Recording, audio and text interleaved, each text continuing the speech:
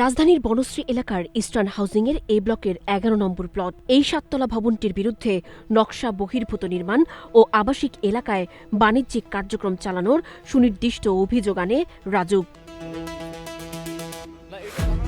পহেলা জানুয়ারি রাজুক থেকে ভবন মালিক সাকিন আক্তারকে ১৫ দিনের মধ্যে অবৈধ অংশ ভেঙে ফেলার নোটিশ দেয়া হয়, কিন্তু ক্যালেন্ডারের পাতা উল্টে ২ মাস পার হলেও এখনও একটি ইটও সরেনি সেই অবৈধ স্থাপনার। রাজুকের নথিতে স্পষ্ট বলা হয়েছে নির্ধারিত জায়গা ফাঁকা রেখে ভবন নির্মাণ করতে হবে। সাকিন আক্তার কোনো জায়গা ফাঁকা না রেখেই ভবনটি নির্মাণ করেছেন, অথচ ভবন মালিকের দাবি তিনি কোনো অবৈধ কাজ করেননি, আর নোটিশ পাওয়ার প্রশ্নই আসে না।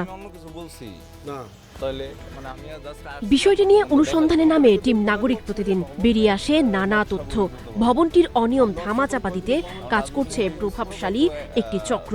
সাকিনার ভাই এই চক্রের প্রধান। তিনি ডিএমপির সাইবার ক্রাইম বিভাগের সাবেক এডিসি নাজমুল ইসলাম। নানা অপকর্মে জড়িত সাবেক এই পুলিশ কর্মকর্তা ইতোমধ্যে দেশ ছেড়েছেন।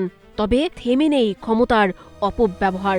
বিদেশ থেকে সাংবাদিকদের হুমকি দেন সংবাদ প্রকাশ না করার জন্য। হ্যাঁ অঙ্কুর ভাই, ওয়ালাইকুম আসসালাম ভাই।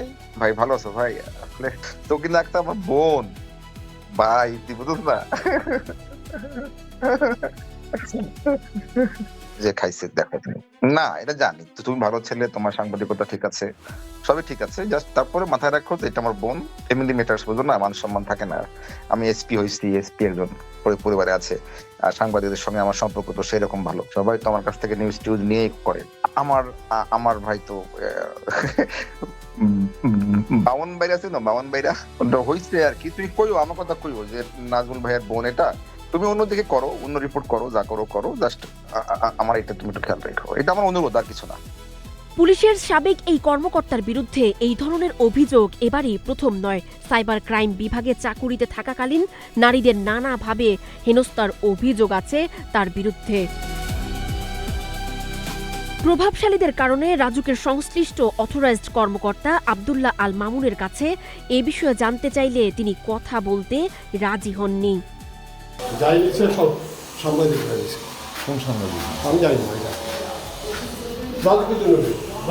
সব বিল্ডিং একরকম, আমার তো একরকম ডিফারেন্স আছে, এক করে ডিফারেন্স আছে। এই বিল্ডিং এ কি সব আবাসিক? আবাসিক সব যেরকম, সবাই যেরকম আমার রাজুক না, রাজুক আছে সবাই ম্যানেজ করতে হয়, সবাই ম্যানেজ করতে হয়, রাজুক একলা না। আচ্ছা আচ্ছা, এটা হচ্ছে রাজুক ছিল প্রশ্ন উঠেছে, খোদ রাজুকের নোটিশে যদি কার্যকর না হয় তবে নগরীর বিশৃঙ্খল নির্মাণ ঠেকাবে কে? বনশ্রীর বাসিন্দারা চান দ্রুত কার্যকর ব্যবস্থা, যাতে আবাসিক এলাকার শান্তি ও নিরাপত্তা বজায় থাকে।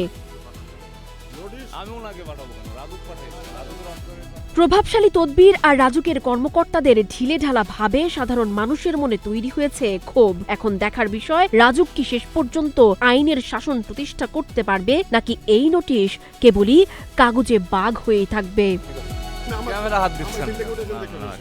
সঞ্জিদা আফরিন, সোনিয়া, নাগরিক প্রতিদিন।